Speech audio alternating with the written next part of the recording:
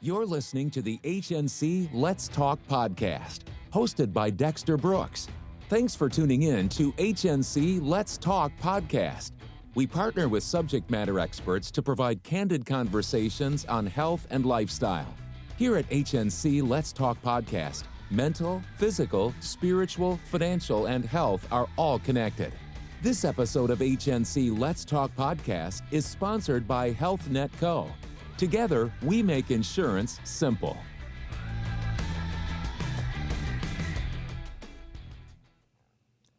Good afternoon, I'm Dexter Brooks. I'm your host, and I want to introduce you to our guest host today, Jason Shankle. How you doing, Jason? I'm doing good. How are you, Dex? Doing well, man, doing well. Been a busy day for a Sunday, you know? Oh, yeah. I know how it is. So what's going to be your topic for the day?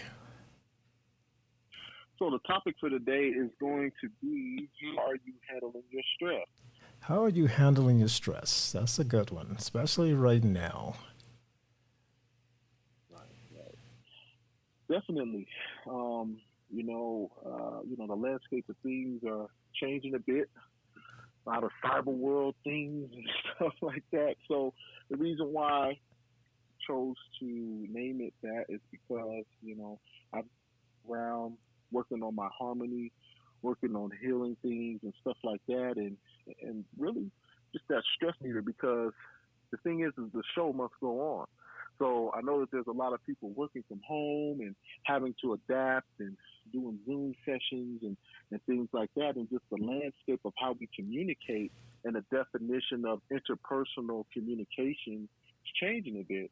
So with this question to the listeners is, how are you handling your stress, is, kind of like, what is your self-reflection in terms of, while you're sitting here during these times having to adapt to technology, what are you seeing in terms of your relationships with your family? Because you got to think about this. If you're not going to work and then you're working from home, it's, you're going to be around your loved ones a whole lot, which is a good thing. And for some people, let's just keep it real. There's some people when you're around, you just go, wow, I could really do without that attitude, or I could really do without that energy. I didn't realize. That's so true. You're right, because I can remember, thinking about it. Like I've had the opportunity to work from home most of my adult career for the last 10 years. And when I first started it was a challenge. It wasn't just a challenge because I was working from home and I wasn't around my colleagues and, things of that nature. From then it was a challenge because technology hadn't caught up either, Right. So, but now technology has caught up. But you think about it, when people are no longer in that office setting and not having that colleague sitting right next to them, and they shooting the crap throughout the day while working, and then also you find yourself sitting at home and you got family and you got the dog, you got you got the television, you really have to figure out how to coordinate and how to reduce the stress, because you can find yourself in a stressful situation just by having the family there at the same time. Yeah, very true. And also, if you have children, and kids, teenagers and things like that. Yeah, it's like, you could barely have them sit down in the seat and eat dinner, and how you expecting them to sit around in the house for 18 hours? They running up the wall, and you just going, no, ooh-wee, ooh-wee, because it's changing to online learning. So not only, in regards to, how you're handling your stress, is how is your children adapting? How is your family adapting to this? Because even with my children now, we're having to, transition to this online learning piece, which my children are adapting to, but it's a totally different landscape. Because, now, how are they dealing with that? I mean, that is really something that we need to dig into, because these are kids that are used to being around kids. Yeah, and the thing about it, Dex, is kids are very resilient. They adapt. right? Not to minimize it or anything like that, but you know, I gotta go to work. I gotta pay the bills. You know what I mean? Yep. So it's different degrees of stress, and then I'm just a natural provider, and that's just how I am. So that just comes natural to me. But in terms of that, to answer to your question, the kids are very resilient. They're gonna adapt. But the thing it's the social piece, right? It's the social piece that will be the tell of the tape because we don't know how long this is going to go on, which we're not going to get into because we want to focus on how you're handling your harmony, right? But no, they adapt, just like we adapt. Children are very resilient, which is another thing, good segue for like self advocacy. When I'm talking about how do you handle stress and how do you, bring this balance, like number one, like one thing I remember, when I was a psychology professor at the Community College of Denver, along with doing community therapy, I would always come home and just work. Even when I had my kids, I would just be over here multitasking, going over here. And one rule of thumb for me is I never do work in the bed. I don't take my laptop in my bedroom because I have to have a place that is a sanctuary for me, a lack of expression. Yep. In terms of making sure I have a carved out place for harmony. And I know that there's some people that's like, hey, man, we really struggling. I'm like, shoot, my bedroom is my office. It's like, well, that means you probably going to have to use the closet. You know what I mean? Or something like that. You make it work because you have to have a place where, because you got to think about it. When you're working, you're in a working energy. Like how I work I do a lot of simultaneous stuff. I have 3 emails up. Sometimes I'll have two laptops in front of me where I'm like, okay, answering the email here. I got to update this website here. Okay, I got to finish this part of this book. I have to send this to this person so this person can have this because I'm a business owner. And that's just how I move. I just move with a hustle. I'm just born like that. That's just in my blood. So in terms of energy-wise and having that harmony, you got to make sure that you're carving out those places because, like what you were talking about earlier, there's some people that go to work. Shoot, that car ride is what keeps the screws tight. You know what I mean? Because they're like, I know I'm gonna be on this highway.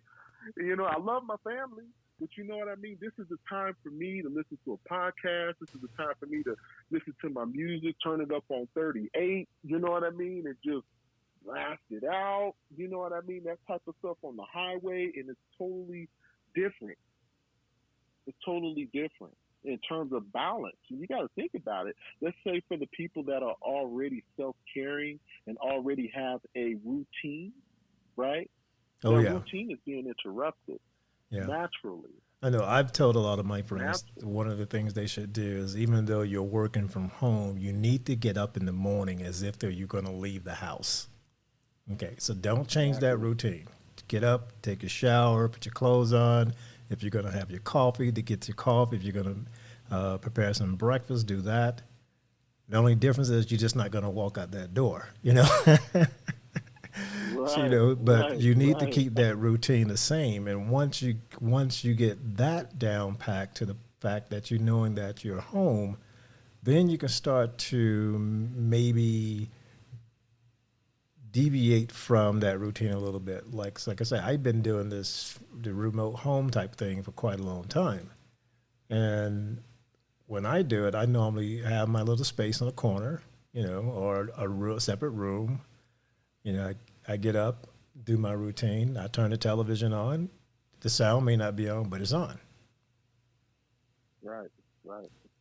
And then I start to focus.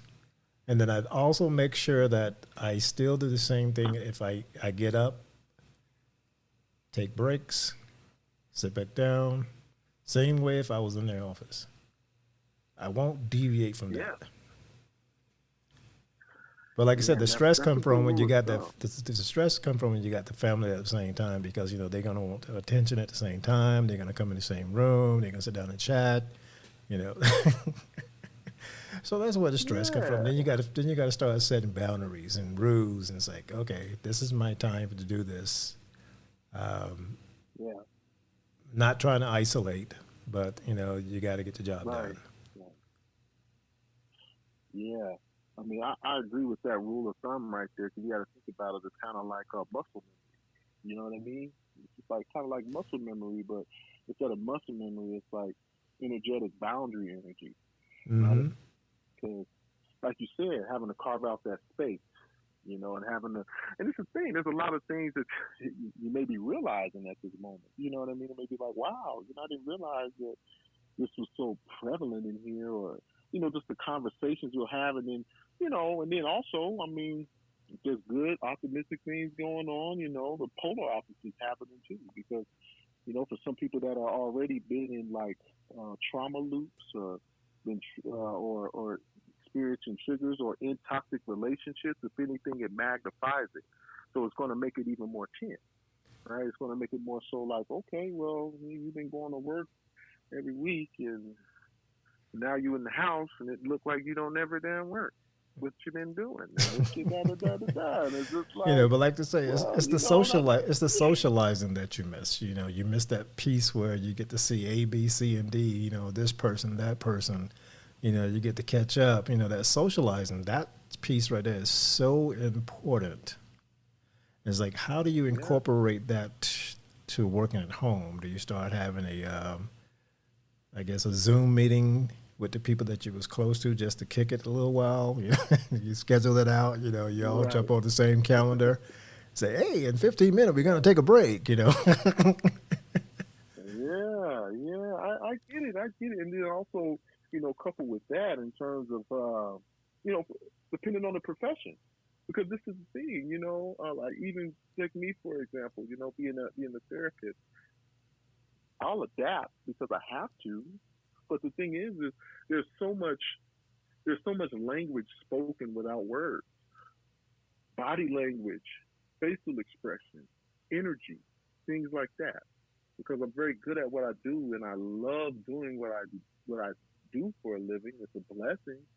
This is my divine walk, where I really do value just that energy and sitting in front of someone and helping them, right, with therapeutic modalities and things like that. And there's so much that is said without a word, and just even with maybe some of the listeners listening right now that have had groundbreaking therapy sessions, or just groundbreaking conversations with friends, or just people that are empaths or healers that ain't even a therapist or anything like that, right? It's just like, wow, they felt my Mm-hmm. energy. Wow, just I was going to go get my oil change, and then all of a sudden just had this enlightening conversation and things like that. So it's like, that doesn't mean that that's totally dead, but you're not going to be able to do that in the cyber world. So I get that for some people, that could be very stressful, and it may actually have some people thinking about the concept of self-love. That don't mean you don't love yourself, but just to talk about that, because this is the thing. Like, there's maybe some people that are experiencing something called trauma loops, and I know you're gonna be like, well, come on, Jay, you can't just drop that and not talk No, about that's that. right. So You can't. if you You can't just drop that.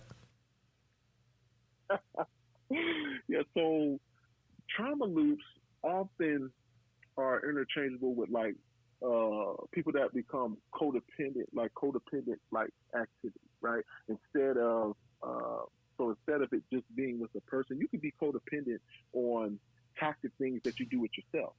So think about the concept of the word loop. Loop meaning this is constantly going in a circle, or this is a constant phenomenological thing that keeps occurring, right? It's just like if somebody happened to keep dating the same person and it keep ended up the same results, and after a while you can't just say, well, it's these people. It's like, well, you're choosing them. And so it's just like, well, what loop or what is actually being triggered to that keeps putting in this situation. So that's the whole concept of like a trauma loop, and with those pieces. And it's not to just create this scary term or anything like that, but it's amazing when I do a lot of research and a lot of sessions and the things I learn from people. Just people. I'm just a life learner. The concept of just like a trauma loop, and actually trying to break them intentionally, right? Because In order to do that, you have to know what your triggers are, Correct. because it takes triggers and trauma triggers to trigger the trauma loop, right? And then also what that does is that creates this stress. But this is the thing, like I said on last show, the most difficult test to take is the test you don't know you're taking. But now the So thing is, but oftentimes, how do you handle that stress, or how do you recognize that stress is even there? Because a lot of people don't even realize that they're stressed out. They've been that way for so long, so wired. oh yeah, yeah. The thing is you one, you'll have a physiological reaction because your body will tell you, right? If your body starts shutting down and things like that. But also, even with that, I know that there's some individuals that all they do is just hustle hard. So even when their body's sick, they're like, man, I'm a warrior. I'm gonna just go ahead and just get me some water, stay hydrated, and just stay in the battle. So number one, for the individuals that don't know they're stressed out, number one is your health. You know, hey, even if you're wealthy, you're nothing without your health. You can't spend your wealth without your health. So that is the first thing. So That true, that so is a true. marker. Is your health? Is your health? Because it's very practical, right? I mean, if you was dog sick and you was throwing all up, I mean, even the toughest warriors will go, woof, not today. I'll do it 3 times. You know what I mean? And I'll just work from home. But even with that, that builds up this stress. So number one, check your health, right? Number two, really you have to have this self exploration or this self reflection of, because this is the thing, if you're in a bad mood all the time or whatever was happening, it's going to trigger other things. Right, you can only sit and act so long. Act and let like things ain't happening for so long. So like with depression and things like that, that's mood, right? And That's then so true. eventually, it's going to affect you. And then if you're sitting at home all day, or do you feel like totally so doom and gloom, two things that happen. It's either you're going to sit and just go, wow, okay, this is just taking me over. And then you have the other side where people are going, I know something's wrong. I know the way I've been operating, something's up. I need to get a hold on this.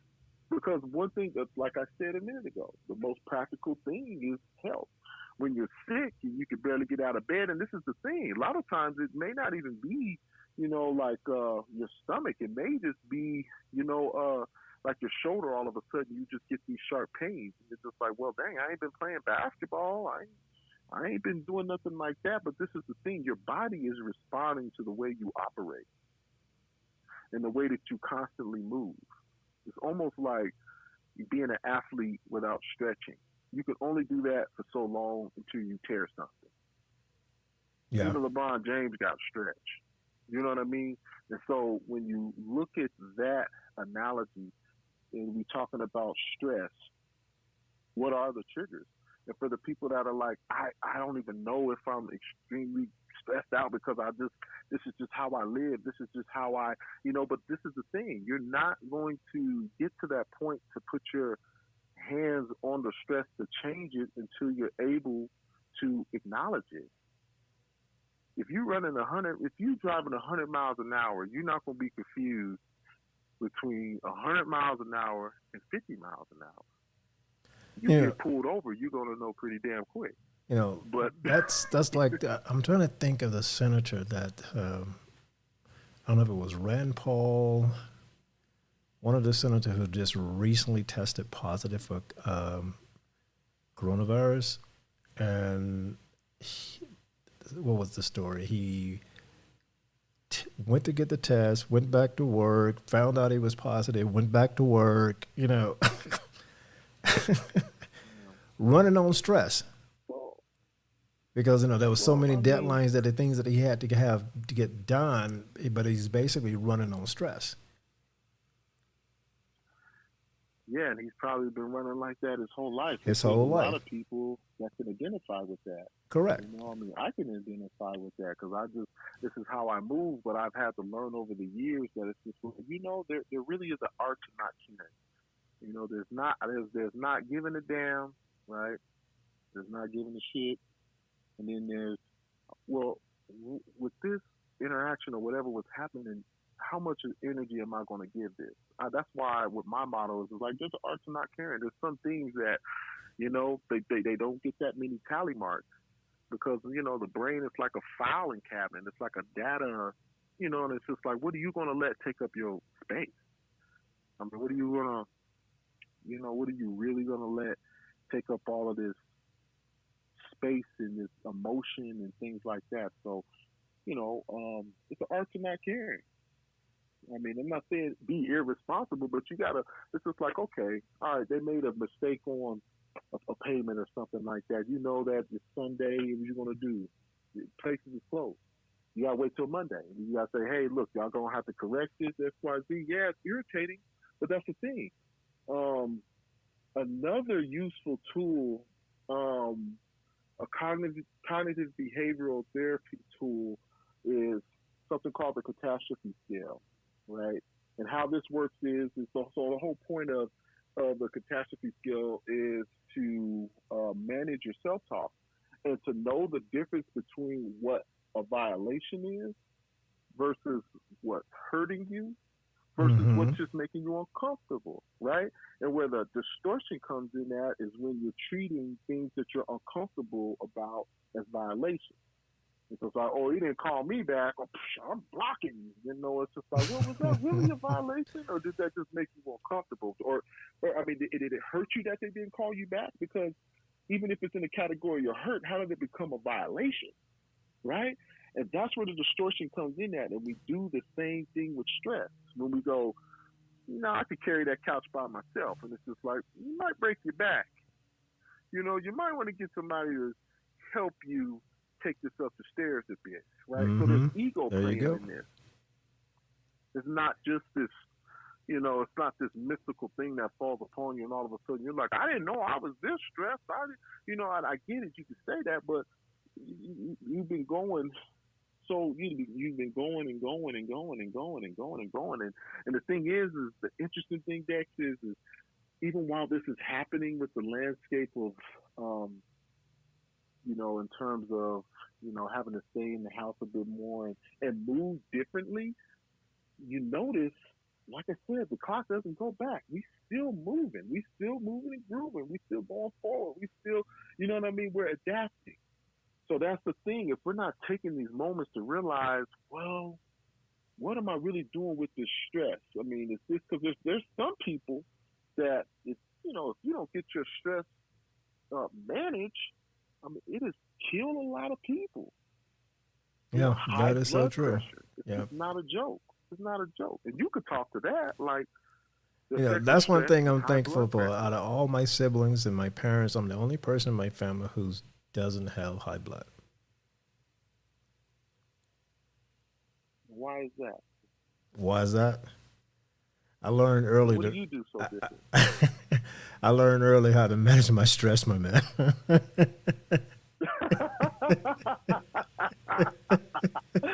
Nice. I learned really early how to manage my stress. Yeah. And I also learned what type of foods affect African American, the black community, that actually increases the blood pressure. And those type of things I've always stayed away from. So now today I'm the only one with no high blood. So Dex, I got a question for you. So this is the thing with changing diets and things like that, because what you eat, you consume, and more than just digestion, right? My question to you is when you made that decision to start managing your stress and change the way you were eating, what was the thing that helped you become, I guess, mentally stronger to remain diligent in changing your diet and changing the things so you didn't stress out as much because it's so hereditary? Oh, simple, man. What basically kept me going was because I was born in the hospital. Not just because I was born at the hospital, I was born to be in the hospital all the time. So when I was born, I had a tumor. So at 10 months, I was back in the hospital having surgery. As a child, as a kid, playing around in the playground, cut my toenail off, back in the hospital. As a teenager, had major spinal surgery. So I spent my whole life in the hospital.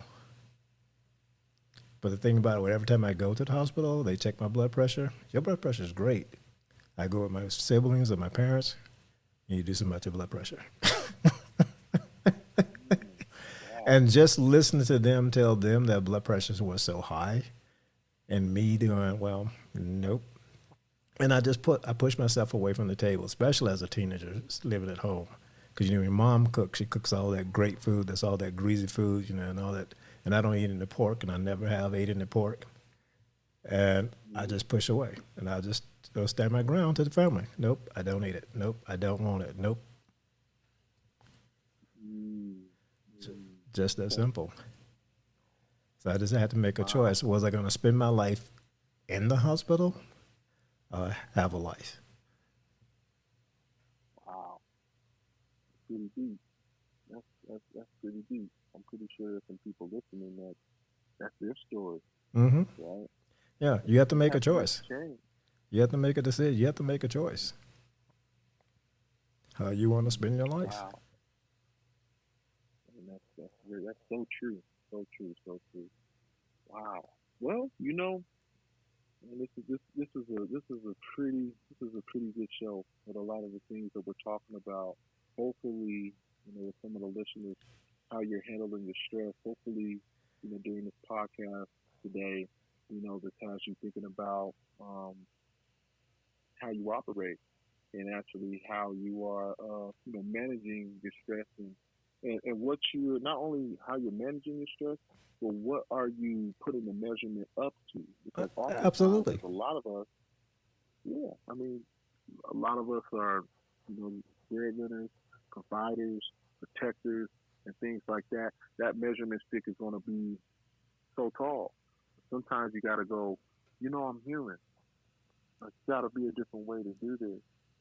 Got to be a different way. Like I said, right? You have to recognize what those stresses are, especially when you're in the office environment, because you can find yourself sometimes the stressors not just it's some of the people that you're around that can be stressors, because some people just love to have just love chaos. Period. Mm-hmm. That's it. They live that way. That's true. And you can get so caught up in it. You have to realize if you're getting caught up in it, step back. Simple. Just step back, step away. Find another group to hang out with. You gotta move different. But dang, that's very deep. Especially in relationships, even outside of the office, right? Oh yeah. Absolutely. The tell of the tape. You have to realize what those stressors are, and just either let it go. If that means the person that you love the most is the stressor, sit down and have a talk with that person about they're stressing you out, and why. Right. Yeah, speak up. There you go. Speak up. Nobody's mind readers. You got to speak up, and the thing is even with speaking up about it and things like that, it takes self-awareness. Because if you're in a toxic relationship and it fires off of chaos and things like that, it's going to take, it's going to be a high demand of yourself and that self-advocacy for you to go, you know what, this feels like abuse, and the way you treat me, it's continuously stressing me out. I don't want to stress you out, but I want us to be able to come together and have some harmonious moments, right? But you never know what that person is going through as well. It's not to demonize the other person, but there's some people that just thrive off of chaos. If it ain't no drama and trauma, they don't want to be around it. But then they're the first ones going, oh, so-and-so got it together. I got it together. And it's just like, sometimes that on my shoes. Like sometimes it's just the competition of the work. You got some people that are more competitive at work, and you become more competitive against them, and that becomes a stressor for you because you're trying to compete. Because within the organization, the organizations are designed to have you to compete against each other, so we can get the best talent. Yeah, and you're forced in that because you have to survive. And you Yep. don't want to become a scapegoat, right? So I That's mean, so there's true. some practical, realistic things happening. So you know, I know that you let me get the last word and things like that because we're rounding up to that 30-minute mark and things like So that. this time on So your last word, I want you to give us what advice did you give to those that are working at home now and stressing out? What is your advice to them? okay, so for my last word today, my advice to you is to take care of your spirit, um, your health, right, and have conversations with your loved ones that you can get some feedback from.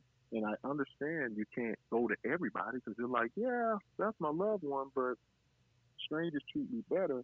You know, that's the reason why self awareness is so big. And also, for the last word I would say is where is your sanctuary?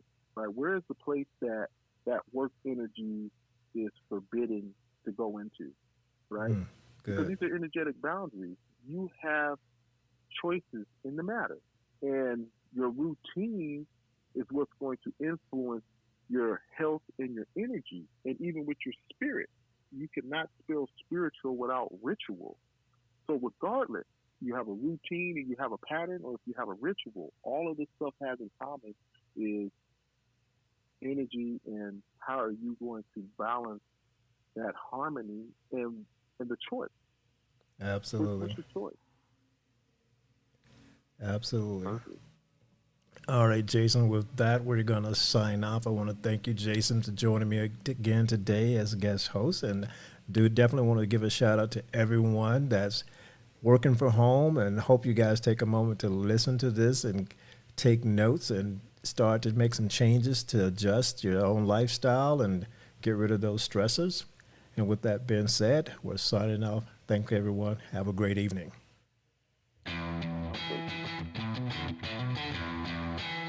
Thank you.